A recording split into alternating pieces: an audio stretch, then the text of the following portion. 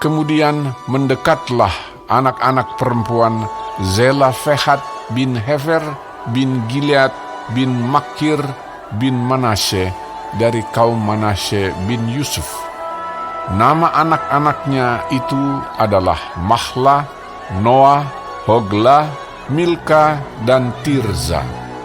Dan berdiri di depan Musa dan Imam Eleazar dan di depan para pemimpin dan segenap umat itu dekat pintu kemah pertemuan, serta berkata, Ayah kami telah mati di padang gurun, walaupun ia tidak termasuk ke dalam kumpulan yang bersepakat melawan Tuhan, ke dalam kumpulan Korah.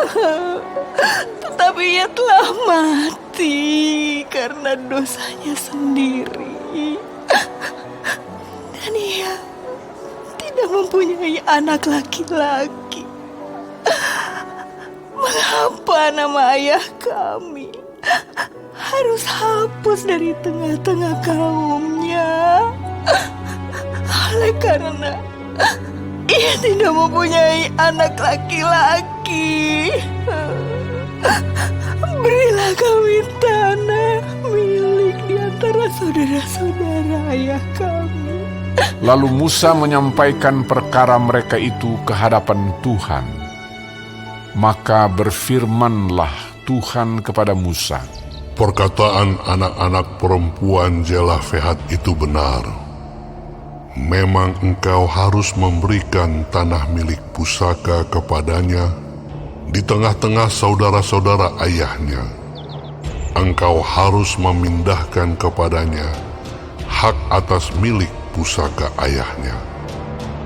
Dan kepada orang Israel engkau harus berkata, apabila seseorang mati dengan tidak mempunyai anak laki-laki, maka haruslah kamu memindahkan hak atas milik pusakanya kepada anaknya yang perempuan.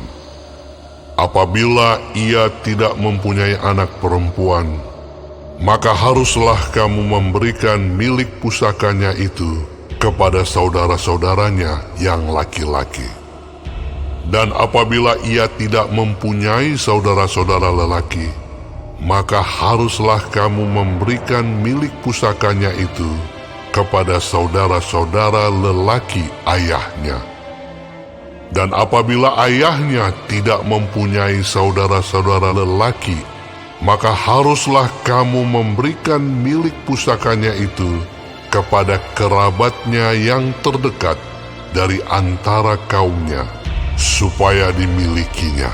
Itulah yang harus menjadi ketetapan hukum bagi orang Israel, seperti yang diperintahkan Tuhan kepada Musa. Tuhan berfirman kepada Musa, naiklah ke gunung Abarim ini, dan pandanglah negeri yang kuberikan kepada orang Israel. Sesudah engkau memandangnya, maka engkau pun juga akan dikumpulkan kepada kaum leluhurmu, sama seperti Harun abangmu dahulu. Karena pada waktu pembantahan umat itu di padang gurun Zin, kamu berdua telah memberontak terhadap titahku untuk menyatakan kekudusanku di depan mata mereka dengan air itu. Itulah mata air Meriba dekat Kades di padang gurun Zin. Lalu berkatalah Musa kepada Tuhan, biarlah Tuhan, Allah dari roh segala makhluk, mengangkat atas umat ini seorang yang mengepalai mereka waktu keluar dan masuk, dan membawa mereka keluar dan masuk, supaya umat Tuhan jangan hendaknya seperti domba-domba yang tidak mempunyai gembala. Lalu Tuhan berfirman kepada Musa, ambillah Yosua bin Nun, seorang yang penuh roh, letakkanlah tanganmu atasnya. Suruhlah ia berdiri di depan Imam Eleazar dan di depan segenap umat, Lalu berikanlah kepadanya perintahmu di depan mata mereka itu, dan berilah dia sebagian dari kewibawaanmu, supaya segenap umat Israel mendengarkan dia. Ia harus berdiri di depan Imam Eleazar, supaya Eleazar menanyakan keputusan Urim bagi dia di hadapan Tuhan. Atas titahnya mereka akan keluar, dan atas titahnya mereka akan masuk, ia beserta semua orang Israel, segenap umat itu. Maka Musa melakukan seperti yang diperintahkan Tuhan kepadanya.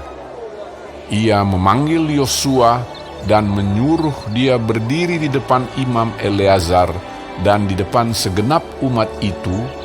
Lalu ia meletakkan tangannya atas Yosua dan memberikan kepadanya perintahnya, seperti yang difirmankan Tuhan dengan perantaraan Musa.